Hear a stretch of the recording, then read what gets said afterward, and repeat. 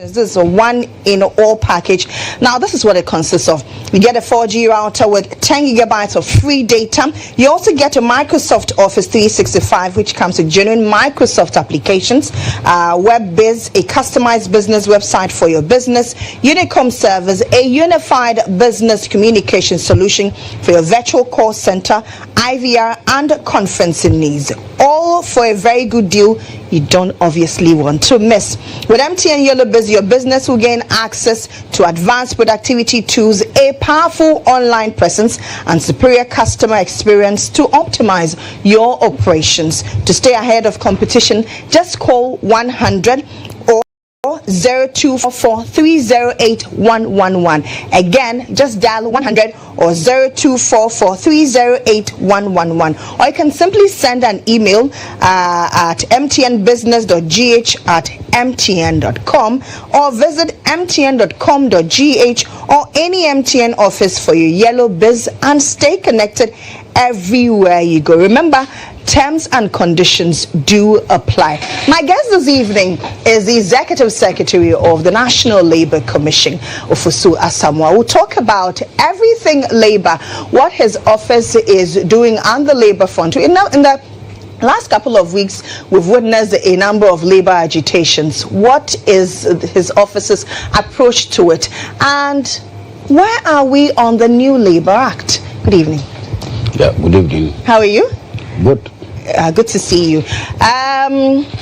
Would you say that if tomorrow elections are held and your tenure ends, would you be a fulfilled man? And if your mandate is not renewed, would you be a fulfilled man when it comes to the Labour front? Well, unfortunately, I'm not. I don't have a tenure. I'm a civil servant. Yeah. So until I retire. Oh, okay. So you retire as the Executive Secretary of the National Labour Commission? Unless I'm giving a new appointment as an ambassador. Okay. So that's what I'm asking. If your mandate is not renewed as the Executive Secretary, you're taking elsewhere? Yes, I'll leave a fulfilled man. Yeah, sure. Let's talk about your tenure. How has it been for you, resource-wise, throughout the years? How has it been for you? Well, I think it's been a successful one. Yes, I've been here since June 2017 to date. And I think my work here as Executive Secretary of the National Labour Commission has been very fulfilling for my good self and for the people of Ghana. In the last couple of months, we've seen a number of labour agitations. Currently, as we speak, junior doctors say they are laying down their tools. Has that come to your attention? We haven't got a notice to that. We haven't got a notice. We have two issues. That's of CLOSAG and then the Ministry of Roads and Highways. Okay. That's what we have on our hand now.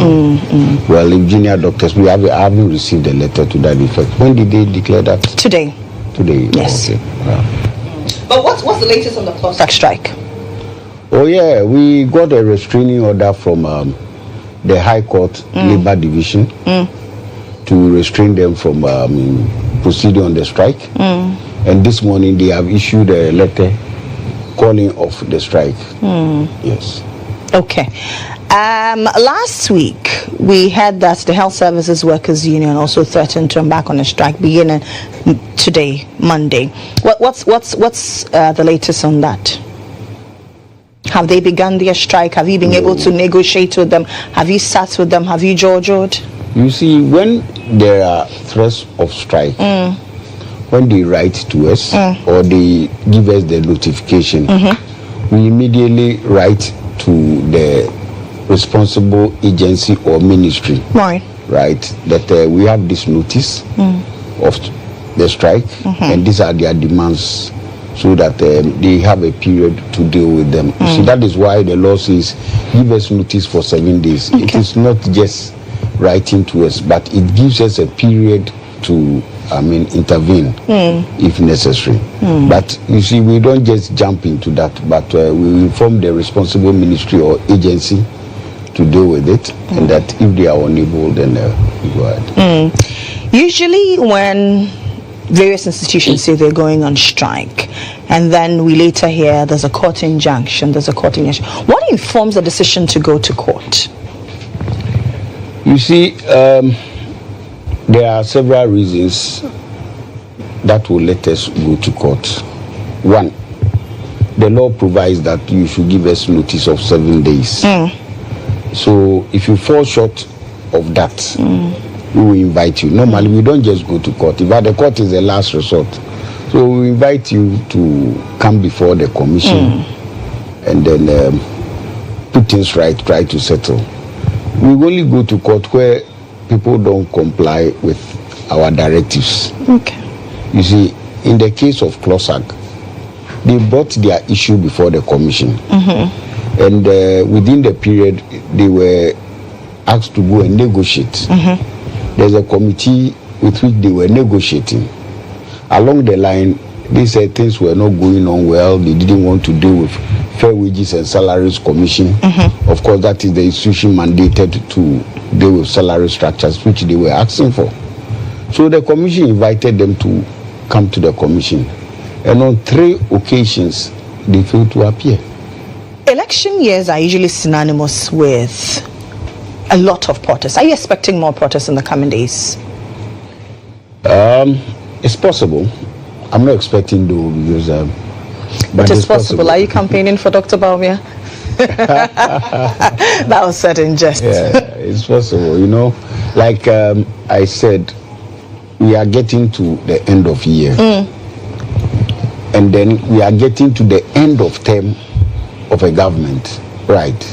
So people, and you know, parties come into government through campaign and campaign promises. Exactly. Yes. So whoever hasn't got what was promising, this is the time to press. If you don't press at this time and after January the government is gone, how do you get what was promised you? So certainly I know that there are going to be a few more, but that is what we are set to do. But have you picked any information whatsoever on any of the institutions who are planning on striking? Yes, at the moment, CLOSAG declared a strike, and last Friday we got a restraining order against them.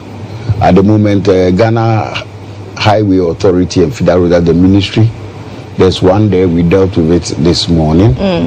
And I know the mortuary workers, the Ghana Health Services, workers, and all of them, So there are a few more, and just as in the private sector too. Okay, now that you mentioned the private sector, a lot of people don't know that you deal with issues of the private sector. Please enlighten us on that. You know, the Labour Commission was set up by the Labour Act 651, Section 135, establishing the commission, and it deals with all labour issues except the security services. Okay. So both public and private, we deal with all labor issues arising from public and private, except the security services.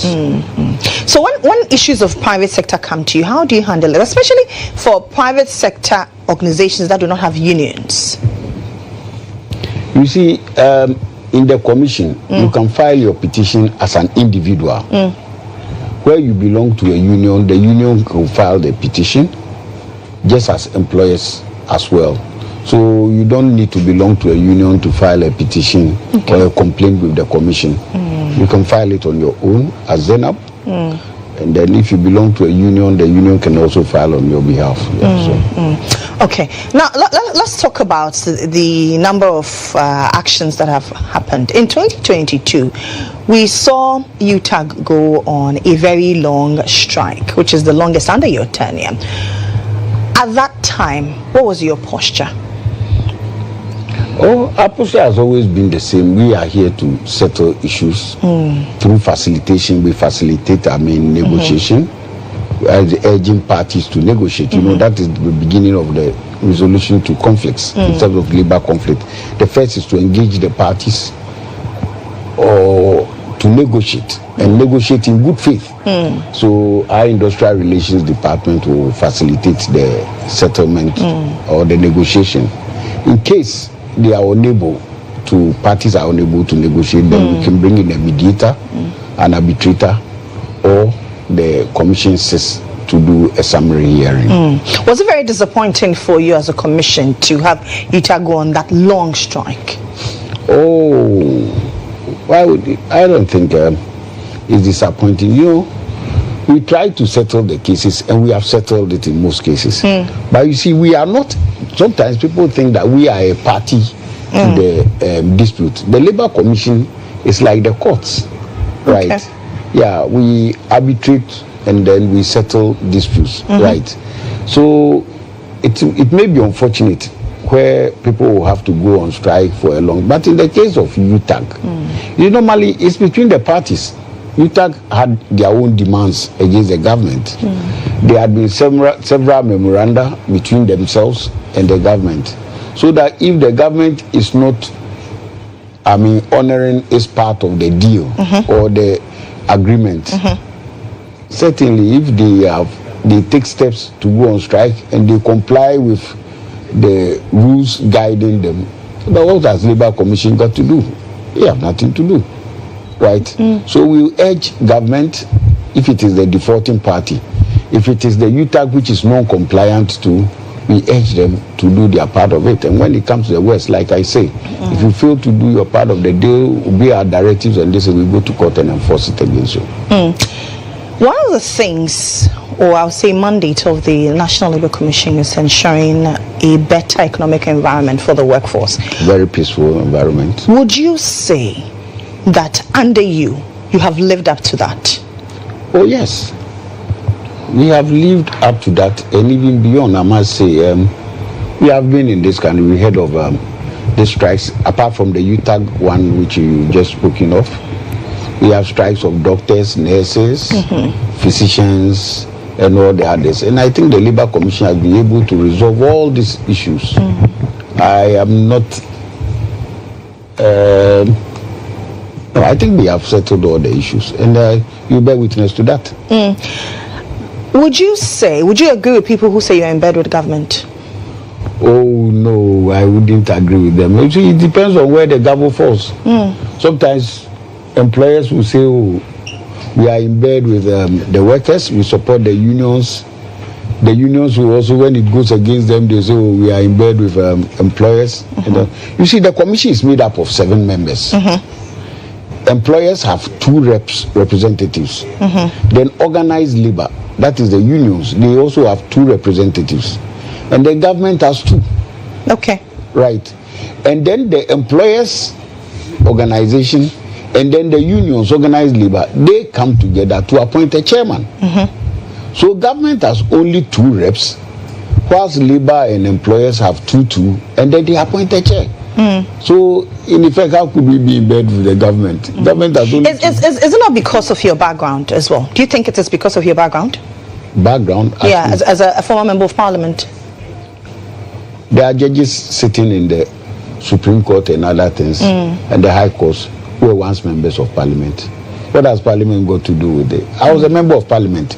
I was representing the people of Kedi. I served my term and I've left, and I am working here. So, don't you think your party affiliation? But you see, the danger is, I am the executive secretary of this commission. I am an administrator.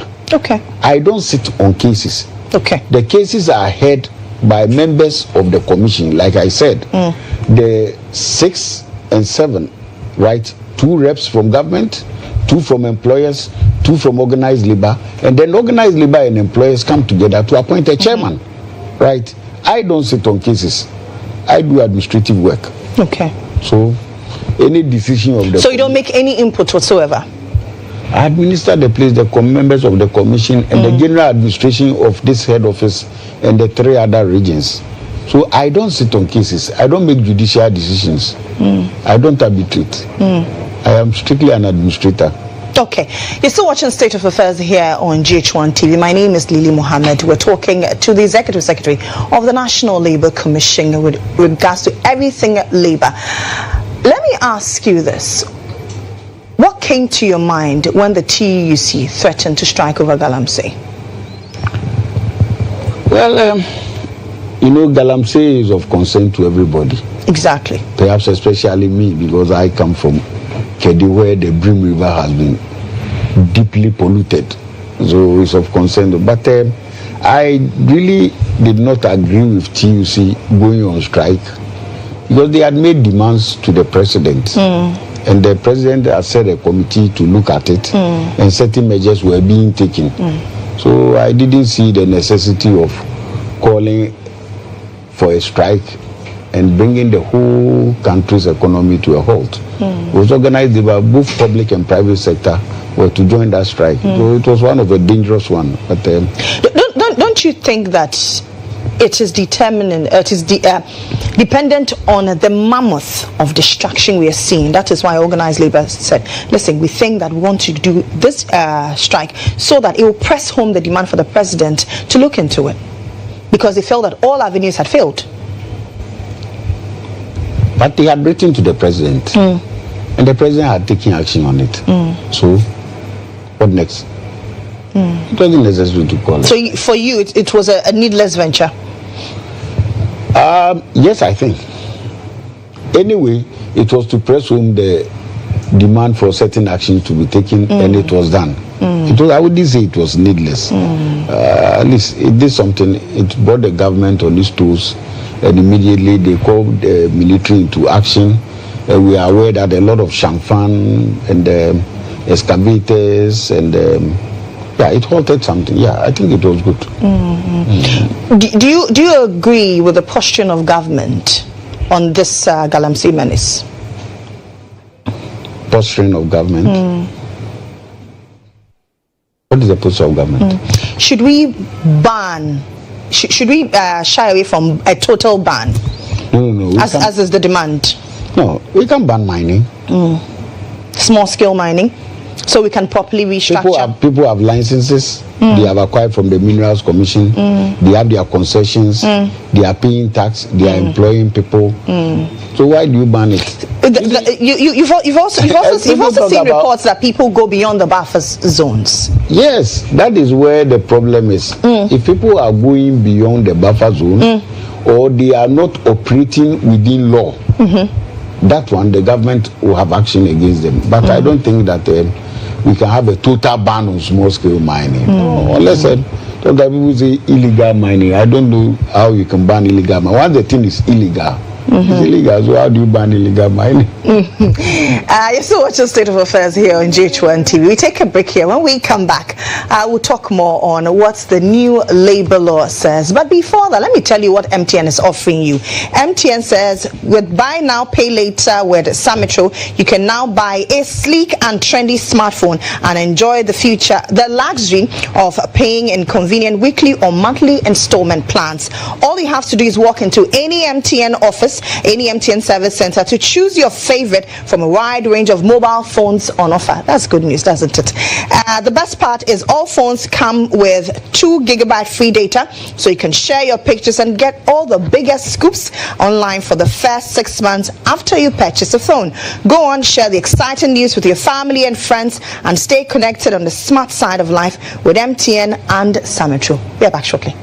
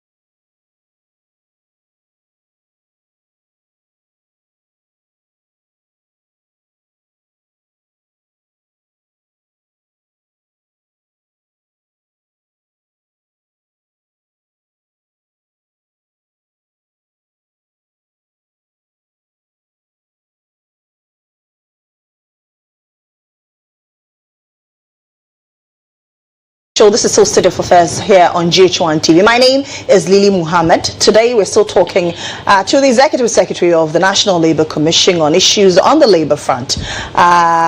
MTN says if you're a small business out there, there's some exciting news for you. It says get ready for a new game changer. We are introducing Yellow Biz, our new multi-service bundle with everything you need for smarter business solutions. This is a one-in-all package. I'm sure you're wondering what it comes with. Now let me tell you, it comes with a 4G router with 10 gigabytes of free data.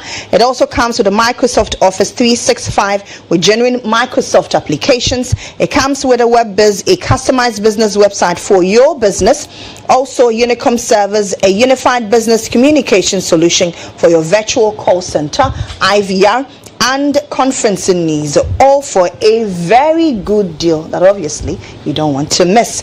With MTN Yellow Biz, your business will gain access to advanced productivity tools, a powerful online presence, and superior customer service experience to optimize your operations, to stay ahead of operations and your clients and your customers, of course. Just simply dial 100 or 0244 308 111 or email us at mtnbusiness.gh@mtn.com. Let me take it again. Call 100 or 0244 308 111 or visit us at mtnbusiness.gh@mtn.com or mtn.com.gh or any MTN office. You can just simply walk in and then ask for the MTN Lobby so you can stay connected everywhere you go. Mind you, terms and conditions do apply. Mr. Ofosu Asamoah,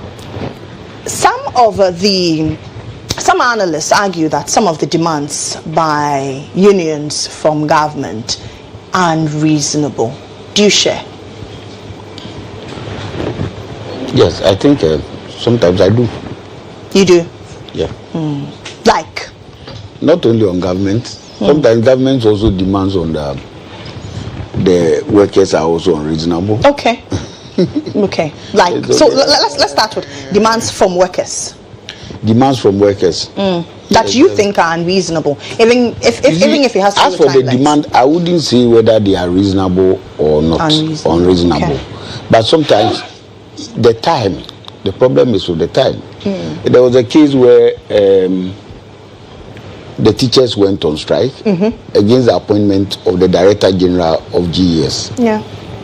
Right. The strike was declared on Friday afternoon by a press conference. If there's an appointment of a GES Director General and you are not in agreement, the GES as a council, the president that is in consultation with the Council of State, with the approval of the Public Service Commission. So you can petition the commission, you can petition the president, you can petition the Council of State. But declaring a strike on Friday makes it unreasonable.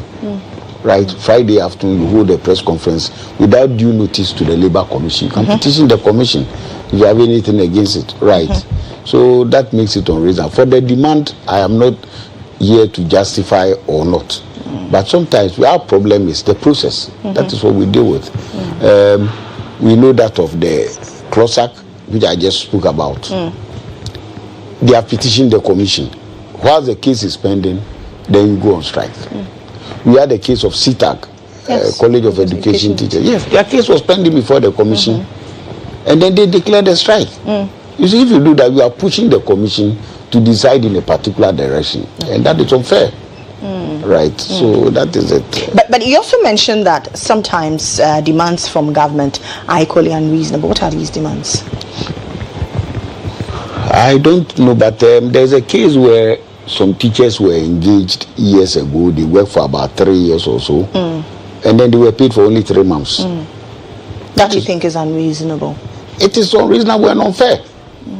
People must be paid their salaries or whatever that is due them at an appointed time. If it is monthly, yes. If it is weekly, if it is daily, the person has worked and you fail to pay the person. That is wrong. Yes, so that's another so it means that the number of times people are calling for strikes, they are justified. In some cases they are. But you just mentioned that people have worked, they are making demands, they have to be paid, and then you're that is what the law says. Exactly. if you work, you must be paid. Yeah. If I deserve an allowance, I must be given. Sure. If you deserve leave, it should be given to you for you to go and rest. You should be given the tools to work with. If you are engaged with GHOne TV, and because of the cameras, the light, and other things, the room is hot, they should provide an air condition to make sure that you are comfortable. If you work in a construction site, you should be given the helmet, right, to guard against any head injury. You should be given gloves where necessary and appropriate. So, yeah. Does the NLC go around, have people who go around checking all these things? No, that is done by the Labour Department. Okay. We have the Labour Department headed by the Chief Labour Officer. Okay. And then we have Factory Inspectorate Unit. They also go around to check all that. As a commission, we are just like the court. We sit here to adjudicate on cases when they arise, but we don't go around scouting or looking for, things that are done in the various workplaces. No. Does that mean that the allowances that CTAG were requesting for was unreasonable? No. Why were they unreasonable? They were agreed upon.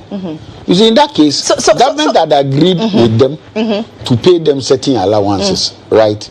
And it was the delay that caused the strike. I wouldn't say it was. If it was unreasonable, the government. So then, is government then unfair to workers in this instance? Yes, if you promise you will pay them and you are not paying them, that's unfair. Yes. Now, as you talk about unfair, let me ask. It wasn't even a promise. It was an agreed. It was agreed in principle. Yes, not in principle. It had been put in writing, and the commission had ruled on it. Yes, you see. So they had to be paid. It was something that they really had to. Yeah. So then now the blame comes to the doorstep of government. Yes, at the time, government had to pay them, and government had not paid them. Except that, you see, when the case was still before the commission, and the commission had even gone to court against the government for an order to compel government to pay them their allowances. And whilst we were in court, they declared a strike. That's the unfortunate part of it. You see, the commission, sometimes you say, we are always on the side of Ghana, but we had gone to court against the government of Ghana to make sure that they are paid. Yes, it was except that during the period while the case was pending, they declared a strike. That was a bad part of it. But, yeah. In talking about fair and unfair practices, what constitutes an unfair labor practice? An unfair labor practice is where, persons are discriminated against, right, in the workplace, an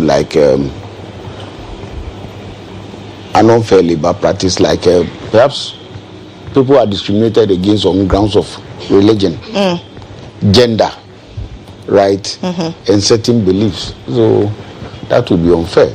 You see, when we talk of unfair labor practice, it is not only on the side of, let's say, workers, right? Workers can also be unfair to their employers. We have employed you as a mechanic, right? Let's say in any of these automobiles. I come to the shop to repair my car, and behind the scenes you give me a card saying, oh, chief, you don't need to come and repair your car here, the price is high. I have a car at Abosokan, a shop at Abosokan, so you can bring it there on Saturdays and then I'll work for you. That is an unfair labor practice against your employer. You understand? You have been engaged and you are being paid for the work you do, and then in the premises of your employer, you are undermining his business by turning customers to meet you somewhere. That's an unfair labor practice, right? And then an employer also engages you, right? And to be paid, let's say, every month 300 cedis, and at the end of the month you are not being paid. That is unfair, right? Or you can get somebody in the office and then you discriminate against the person on grounds of gender. Sometimes the women, and they have to suffer all that, and the men too also suffer from their bosses. That's an unfair labor practice. And on the side of government too, government could also be unfair. Like I told you, you agree to pay them and then you are not paying them. You agree on allowances, periods, and you are not honoring it. So when it comes to unfair labor practice, it is not that of employees alone. It could be on the part of employers, it could be on the part of employees, and it could be on the part of government. I ask this because we have seen instances where the board chair of the Ghana Meteorological Agency says employees who partake in a strike, in a particular, in this organized labor strike. We also heard from the GHOne CEO saying that employees who partook in the intended strike will be sacked. Do these scenarios constitute unfair labor practices? If it is an illegal strike, right, then you could suffer the penalty thereof. But if it is a legal strike, the CEO or the board chair cannot do anything about it. What's your take on it? In this instance, was it an illegal strike? In the case of that the Galamsey, yes, the Galamsey, the organized labor strike. No, the commission did not rule on it. They did not rule on the legality or otherwise, so I'm unable to say it. But I ask you because if in this instance they had gone on the strike and those employees partook, and the CEO or the board chairs expelled them, could they test the law? If it was a legal strike, they have given due notification to their employers, notice to the National Labour Commission for the 7 days mandatory period, right? And that there hasn't been any intervention, or then if they proceed on the strike, yes, and it is a legal strike, nobody will suffer, right? But if it is an illegal strike, that they did not inform their employers, they did not write to the National Labour Commission. You see, sometimes people write to their employers and they copy the National Labour Commission. You don't copy us. The law says inform us. Okay. You write to us. So if you at GHOne, you want to go on strike, you write to management and send a copy of that letter to us. That is not due notification. You must notify us, and you must comply with the 7-day mandatory period. Right. Okay. So you don't hold a press conference like it happened in the case of the teachers. They call the press, hold a press conference on Friday afternoon and say, Monday we have declared a strike. That is certainly an illegal strike, right? And the law provides, if they go on an illegal strike, you could be dismissed, you could lose your job, or you will not be paid for the period, right? And that any loss or injury arising from the dissing will be visited on you. In talking about what employees suffer, you mentioned women.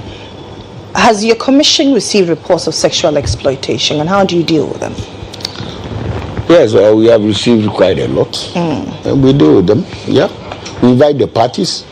If you petition the commission that you are being discriminated against or some of this, we invite the parties. First, when you bring your complaint, we send a copy of the complaint to your employer or whoever you are complaining against. If there's an employer against an employee, we send it to them. You respond, and after your response, we invite the parties, right, where the Industrial Relations Department will facilitate settlement of the issue. And then if that fails, like I said, we refer to a mediator, or we go for arbitration, or the commission will have a summary hearing. Must reports come to you before you act?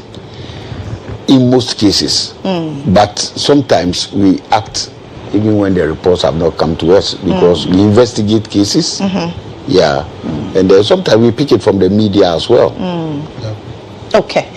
You're still watching State of Affairs here on GHOne TV. The show returns after this break.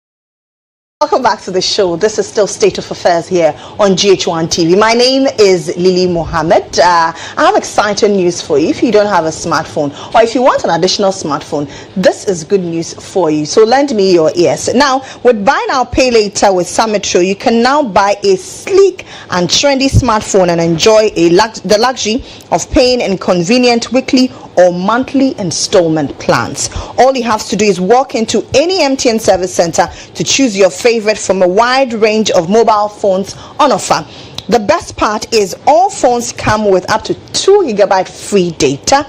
You can also share your pictures and get all the biggest scoops online for the first 6 months after you purchase this particular smartphone. Now you go on, you share the exciting news with your family and friends and stay connected on the smart side of life with MTN and Metro. My guest is still Ofosu Asamoah. He's Executive Secretary of the National Labour Commission. So let's talk about what the new labor law or new labor act says. How far are we on that, and what exactly does it say? Well, we've been using this labor act since 2003, and after 20 years, I think it's time that we look at it and review it. What critical areas are you reviewing? Oh, we are reviewing virtually. We are reviewing the whole law. There are a lot of things that have happened, especially look at this COVID. We have working hours. People work from 8 a.m. and then you have to report in the office, sign in and so on. But with the coming of the COVID and this thing, people can even work from home, right? So there should be that flexibility where you can stay anywhere, because here for now, everybody must be in the office, right? And then they mark you 8 a.m., you go on break and this and that. And then we've also been looking at the leave. Okay. Yeah, this maternity leave and paternity leave. The men are also claiming they want some leave to assist their wives to, take care of the children. And, we are looking at the... Do you subscribe to that, the paternity leave? Yes, I do. How many months do you as men want to enjoy in the paternity leave? Oh, do we need months? You only need days? Just a few weeks. Just a few weeks. Okay, will be okay for you, the men. Yes. Well, the men out there, Mr. Ofosu Asamoah is saying that you only need a few weeks paternity leave. But does it mean that we are going to be getting hourly pays in the new act? In the new act, we're going to get what? Hourly pays. Oh, no. No, salary structures are always agreed between the parties, right? The employer and the employee. But I'm looking at the flexibility of work. Okay. Right, yes. We are in the 4th industrial revolution, and you don't need to sit behind this table to work and for everybody to see you. We're looking at the flexibility of, and the decency of work. Decency of work, yeah. Are we going to get to the age where Ghanaian workers are treated like their counterparts elsewhere? When you talk about elsewhere, are you talking about Sudan or America? Well, in the Western world, America. we have gone past that. Ghanaian workers are treated very well. Okay. Very, very well. Okay. And I'm sure you're enjoying your work. Well, I love what I do. Good. Undisputedly, I love what I do. And you don't want to go to America. I wish I am paid better. Is that something that the act is recommending, that Ghanaian workers are paid better? Am I going to be paid based on the number of years I have served? Pay is based on negotiation between you and your employer. But is that something that's of concern to the Labour Commission? Certainly, we administer the act. We see to its enforcement. So, of course, the whole act is of concern to us. The president somewhere on May Day mentioned that the act will be passed hopefully by the end of this year.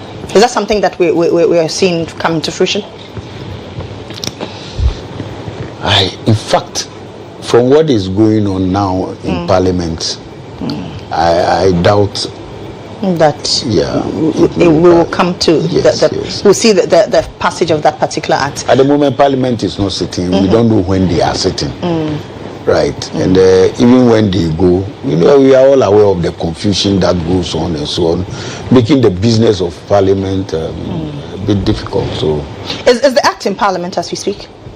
Yes, the minister. We have completed the bill. Okay, the draft bill. The minister has taken it to, cabinet. So it is not in Parliament yet. No, I don't. It's not in Parliament. Okay, so it's gone to cabinet, but not gone to Parliament. Yeah. Okay. Do you miss Parliament? Yeah, sometimes I do, but. What do you miss about Parliament? The interesting debates that were going on. But this time around, in fact, I really don't like what's going on in Parliament. Seriously. Let me get your reaction to what is happening in Parliament.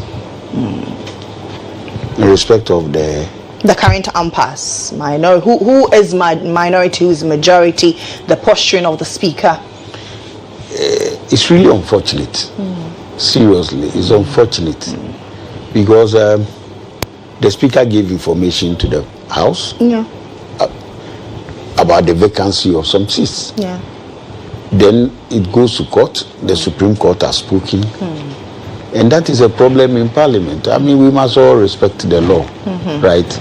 So I expect... But as president of... the vacation of seats. Yes. This is not the first time people are vacating their seats.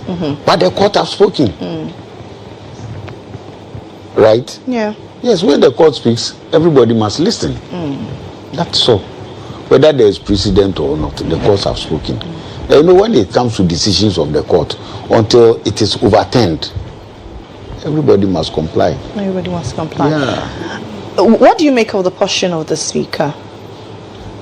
I wouldn't want to comment on it now. Some of your colleagues, I say your colleagues, I mean your former colleagues, say that he's acting undemocratically.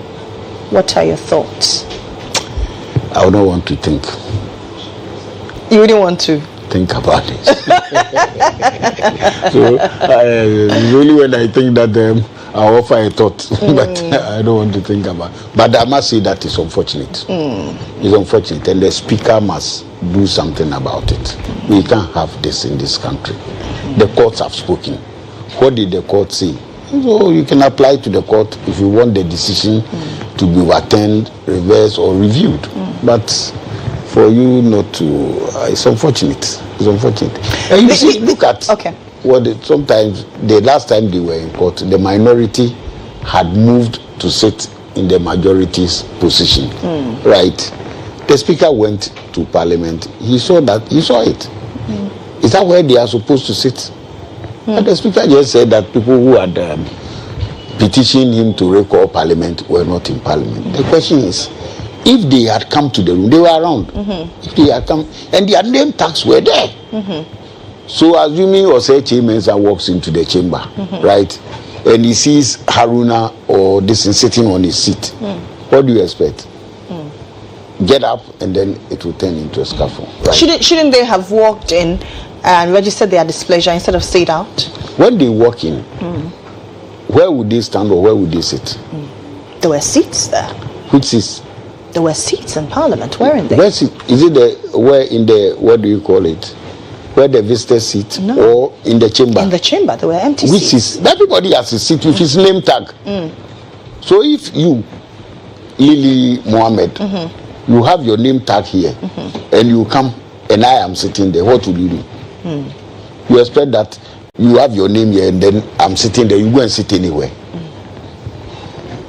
It is not for nothing that people have their name tags on their table.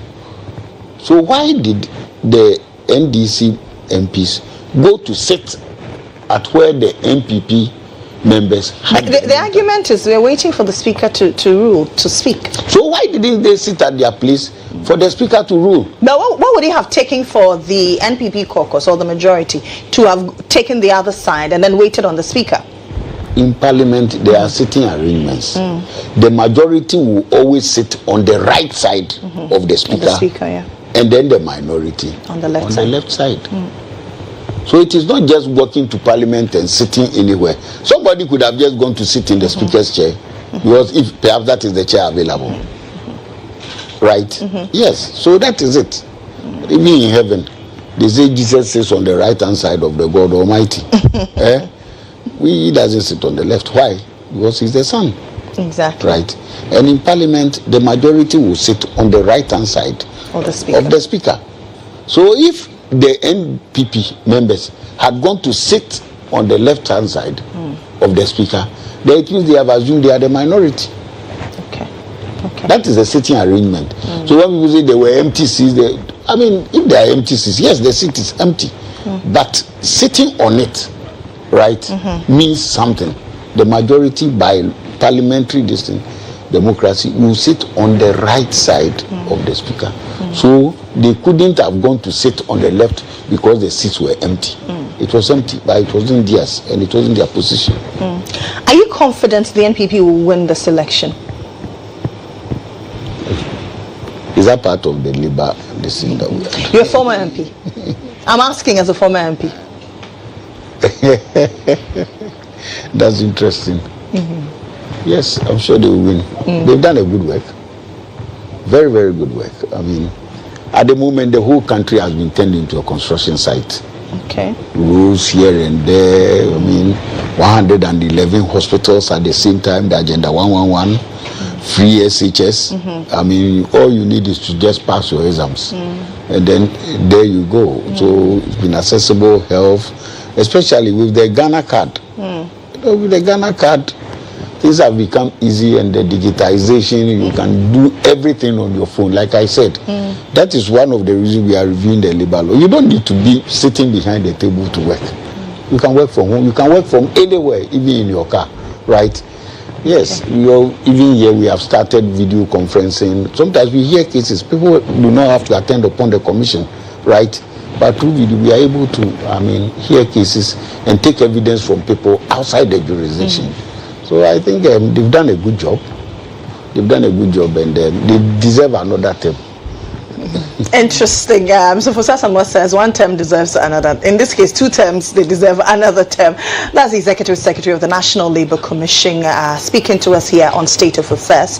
He is confident that the New Patriotic Party will win. He's also confident that for you as a worker, once the new Labour Act is passed, you can work from the comfort of your home anywhere in the world and still receive your salary. My name is Mohammed. Thank you very much for watching. Have a good night.